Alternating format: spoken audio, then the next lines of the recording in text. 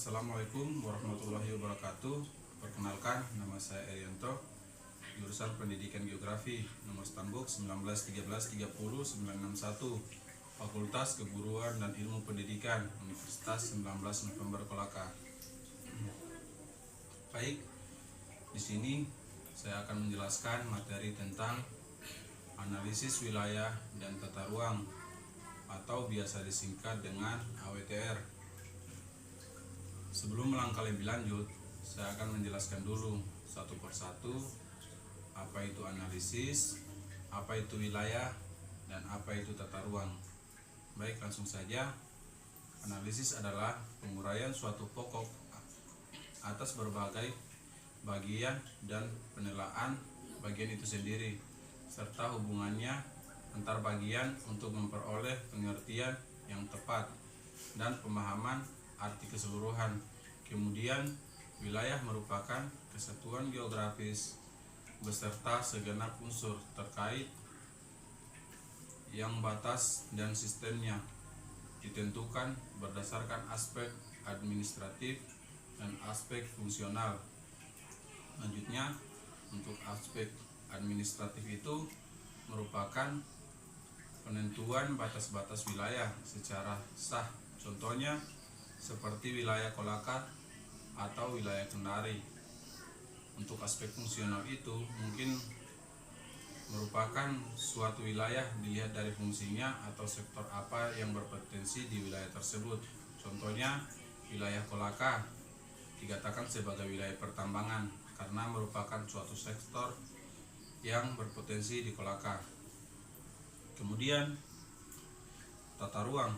Tata ruang adalah wujud struktur ruang dan pola ruang. Struktur ruang sendiri merupakan susunan pusat-pusat pemukiman dan sistem jaringan sarana dan prasarana yang berfungsi sebagai pendukung kegiatan sosial ekonomi masyarakat secara hierarkis, memiliki hubungan fungsional. Sedangkan pola ruang, distribusi peruntukan ruang dalam suatu wilayah yang meliputi peruntukan ruang untuk fungsi lindung dan peruntukan ruang untuk fungsi budidaya. Baik, lanjut. Proses penyusunan RTR terdiri dari yang pertama, penyusunan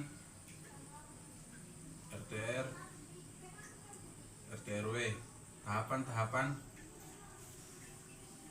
pertama, persiapan penyusunan, pengumpulan data, pengelolaan data, dan analisis minimal meliputi perumusan konsepsi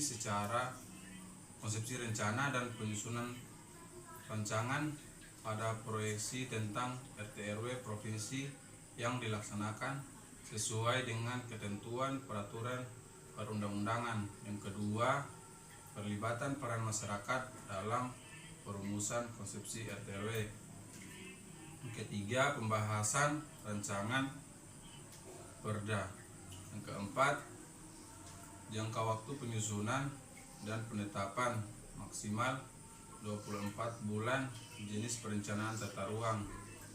Perencanaan tata ruang terbagi menjadi 3, yaitu perencanaan tata ruang wilayah nasional dan perencanaan tata ruang wilayah nasional sudah diatur dalam Peraturan Pemerintah Republik Indonesia Nomor 26 Tahun 2008 tentang Rencana Tata Ruang Wilayah Nasional, arahan, kebijakan, dan strategi pemanfaatan ruang wilayah negara yang dijadikan acuan untuk perencanaan jangka panjang.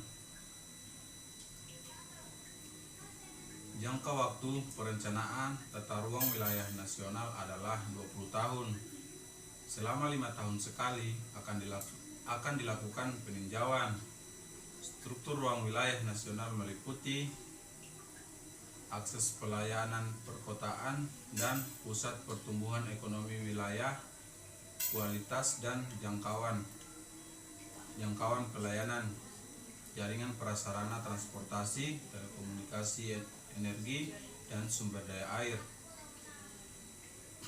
Baik, langsung Selanjutnya, rencana tata ruang wilayah nasional memuat penyusunan rencana pembangunan jangka panjang nasional. Yang kedua, penyusunan rencana pembangunan jangka menengah nasional. Yang ketiga, pemanfaatan ruang dan pengendalian ruang di wilayah nasional.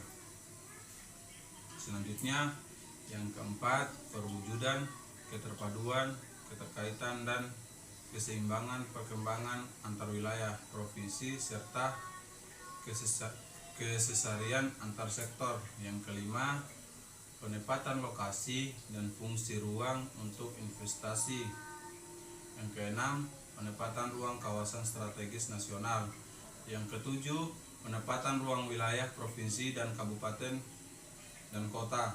Yang kedelapan, kebijakan dan strategi penataan ruang wilayah nasional. Yang kesembilan, kebijakan dan strategi penataan ruang wilayah nasional meliputi kebijakan pengembangan struktur ruang dan pola ruang.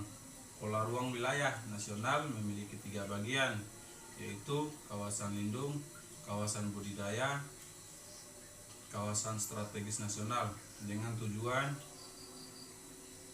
yang pertama, tujuan penataan ruang wilayah nasional. Yang kedua, ruang wilayah nasional yang aman, nyaman, produktif, dan berkelanjutan. Yang ketiga, keharmonisan antar lingkungan alam dan lingkungan buatan. Yang keempat, keterpaduan pemanfaatan ruang darat, laut, dan udara, termasuk ruang di dalam bumi. Yang kelima, keterpaduan perencanaan tata ruang wilayah nasional, provinsi, kabupaten atau kota. Yang keenam, pemanfaatan sumber daya alam secara berkelanjutan bagi peningkatan kesejahteraan masyarakat. Perencanaan tata ruang wilayah provinsi. Rencana tata ruang bersifat umum dari wilayah provinsi dalam penyusunan harus mengacu pada rencana tata ruang wilayah nasional. Pedoman tersebut dalam bidang penataan ruang dan rencana pembangunan jangka panjang di daerah.